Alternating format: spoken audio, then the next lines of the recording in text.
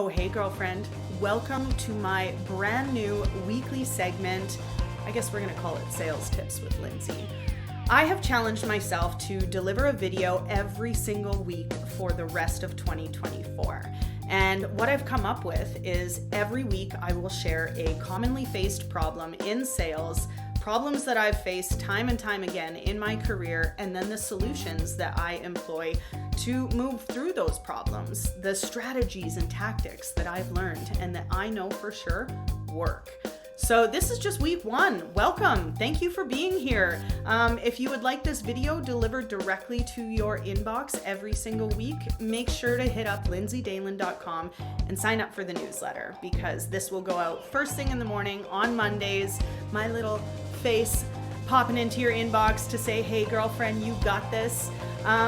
But yeah, I have listed out all of my topics for the next rest of 2024, and I'm so excited to share all of these conversations with you. So I'm going to keep them super short and sweet, just a quick little digestible video to start your week with. But this week I want to talk about how sometimes we rush through the sales process. I want to talk about how we get really excited about the potential of a sale, and sometimes we miss crucial, important steps to actually closing that sale.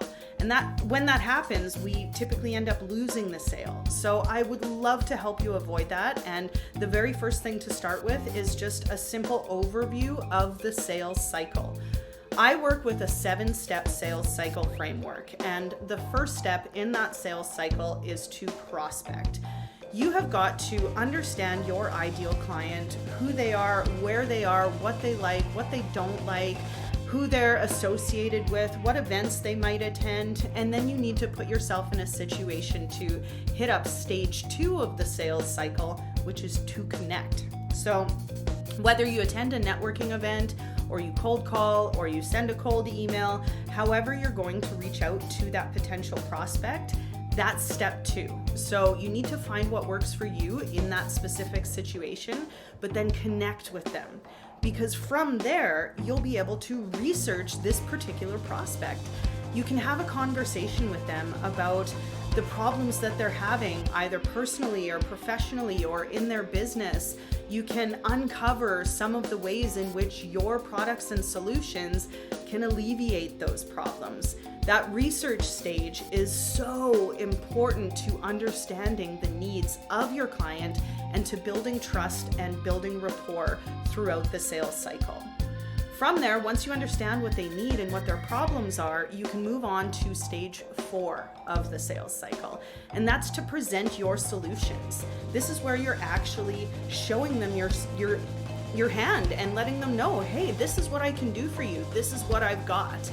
And if you've listened, you've honestly taken account of what their struggles and challenges are, you should have the right solutions available to present to them. But sometimes you don't totally hit the nail on the head, and that's where you have to move into step 5 of the sales cycle, which is to handle their objections. Whatever their objections might be, there's a whole different variety and kind and type of them. You need to be well positioned to answer their objections, to listen to their objections, to handle them in such a way that actually allows you to move to the close. You need that person to be totally sold and to feel totally confident and comfortable in moving forward to that close with you. So if there's objections on the table, you need to deal with those first before you go for the close, which is stage 6 of the sales cycle. If you've done all the prior stages correct up until this point, the close should be the easiest point of the whole sales cycle by simply asking for their business. Are you ready to move forward?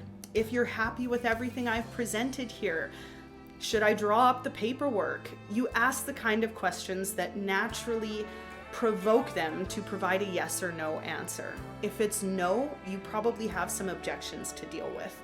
If it's yes, you get to close the deal. But that's not it. You're not done, girlfriend. You have to move on to stage 7 of the sales cycle, which is the follow-up.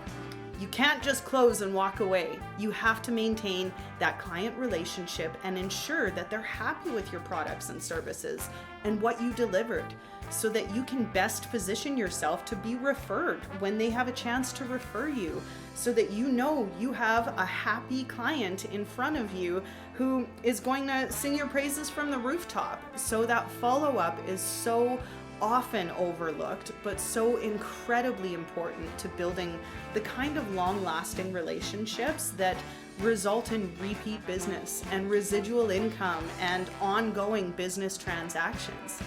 So starting with the 7-stage sales cycle, if you can just keep those 7 different stages in mind the next time you're in a sales transaction, I would love to know how that works out for you and how you feel about each stage. If you would like to learn more about the basics of sales, Module 1 dives deep into the basics of sales in my sales training, The Ambitious Woman's Guide to Shameless Selling. Available on my website.